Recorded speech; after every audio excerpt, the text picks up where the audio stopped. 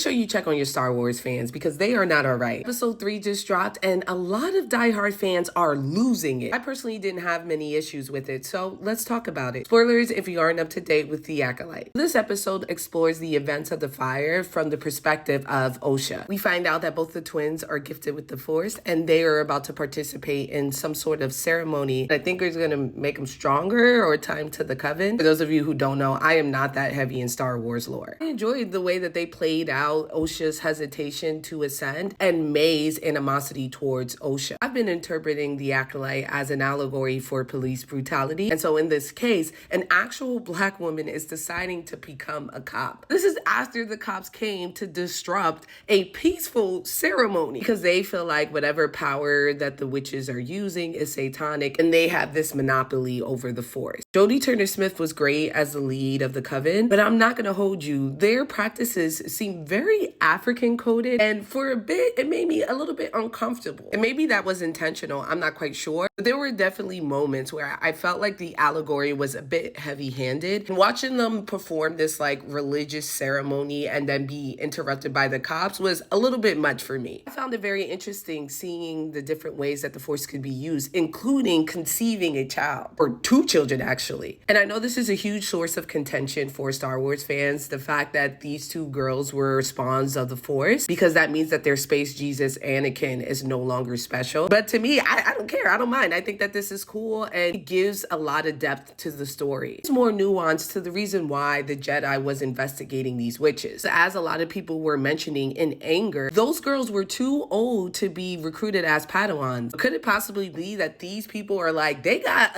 a Jesus over there, we need to go cop them? So their goal wasn't just to recruit a Padawan, but to remove a huge source of power from the ops, which caused them to massacre an entire village of women. Because it's clear the fire that May start did not do all of this. These women were dead already. I did see some people complain about the May starting the fire itself, saying it felt jarring to them. But I need y'all to understand, these girls are young, and she just found out that her twin sister no longer wants to be with her. She's not just choosing not to become a witch, she is choosing to become the ops. I have told my sister that I hate her for less. Clearly, she didn't anticipate, and it wasn't her intention for fire to burn down the entire Coven. And honestly, I don't think her burning that little notebook started a fire that spread throughout the entire door. The stone door. It was very weird to me. The fact that Soul was so surprised that she was still alive when all he did was see her fall was very interesting to me. He did the bare minimum to save her. He didn't see her fall to the ground. He didn't know where she went. He just was like, damn,